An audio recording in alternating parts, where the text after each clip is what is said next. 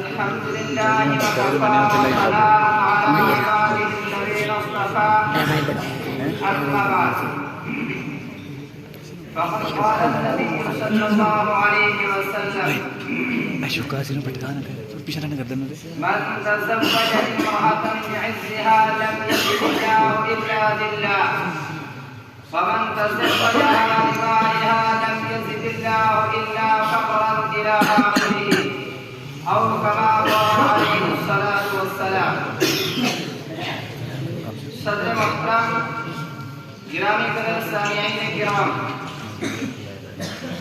اس وقت میرا موضوع ہمارے معاشرے کا وہ اصول ہے جس نے زندگی کی بنیادوں کو ہلا کر رکھ دیا ہے، سینکڑوں ہزاروں گھروں کو تباہ و برباد کر دیا ہے، کتنے ہی جذبات کو مسل کر رکھ دیا ہے.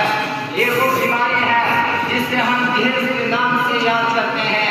میرے خطبے کے بعد جو حدیث شریف پڑھی ہے اس میں نبی پاک صلی اللہ علیہ وسلم کا پاک ارشاد ہے کہ جو شخص عزت حاصل کرنے کے لیے شادی کرے گا رب ذوالجلال سے جنت کے سوا کچھ نہیں نصیب کریں گے، اور جو شخص مال کی لالچ میں شادی کرے گا تو اسے فقر و فاقہ اور تندرستی کے سوا کچھ عطا نہیں ہوگا.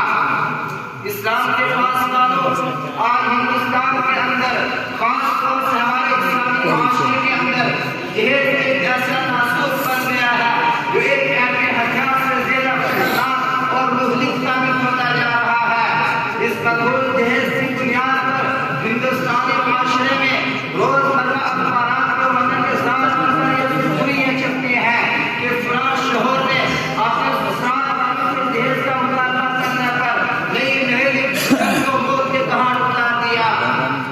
عجب ماجرا ہے حضرات، دیکھیے عجب ماجرا ہے حضرات، دیکھیے داماد مانگتا ہے خیرات. دیکھیے پیارے دوستو، اخبارات کی یہ خبریاں ابھی تک غیر قومی کے بارے میں نظر آتی تھی، مگر افسوس صد افسوس رفتہ رفتہ یہ بیماری ہمارے اسلامی معاشرے میں پھیل چکی ہے.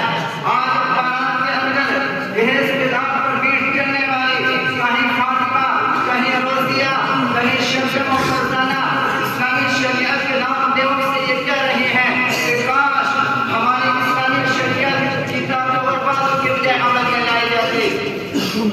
اسلام کے پاس والوں اور نوجوانان ساتھیوں، عورت رب ذوالجلال کی جانب سے عطا کردہ وہ حسین تحفہ ہے جس نے انسانی زندگی کو رونقیں بخشی. اسی عورت کے دم سے رضاوت اور خوبصورتی پیدا ہوئی.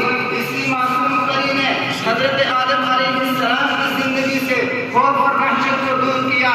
مگر یہ تمام باتوں کے باوجود ظلم و ستم کی تاریخ شاہد ہے. اس دار فانی میں جتنے مظالم برپا ہوئے ہیں ان میں سب سے زیادہ صنف و نازکی پر کیے گئے ہیں. تاریخ عالم ان درندہ واقعات سے بھری پڑی ہے. کبھی حضرت مریم علیہ السلام کو دنیا والوں نے محتم کر کے جبلوں کی خاک میں وجود کر دیا. کبھی قبر نے اپنی بیٹی کو ایمان لانے کے جرم میں آگ پر ڈال دیا. کبھی عالم کے جاہل معاشرے نے لڑکی کی پیدائش کو اس قدر محسوس تصور کیا کہ ان کو پیدا ہونے کی زندہ پر چھوڑ کر دیا جاتا تھا. محترم حضرات، آج کے ان معصوم دوشیزوں پر ظلم و ستم کے پہاڑ پڑے جا رہے ہیں. جبر و تشدد کی خاص جھاڑیاں جلانے قائل ہیں. غریب گھرانے کی بچیوں پر خدا کی زمین اپنی مقصد و کشادگی کے باوجود تک ہوتی جا رہی ہے. ساری دنیا میں یہ بات روز روشن کی طرح آیا ہے کہ جس گھر میں لڑکی جوانی کی حدیث پر قدم رکھتی ہے اسی گھر سے والدین کی نیندیں حرام ہو جاتی ہیں. زندگی کا ایک لمحہ وہ سامان بدلنے لگتا ہے. ایک طرف لڑکی کی زندگی جوانی ہوتی ہے، دوسری طرف کسی کے لیے ٹوٹتی ہوئی نگاہیں ہوتی ہیں، جو تیسری طرف پڑوسی کے کہنی گویاں ہوتی ہیں.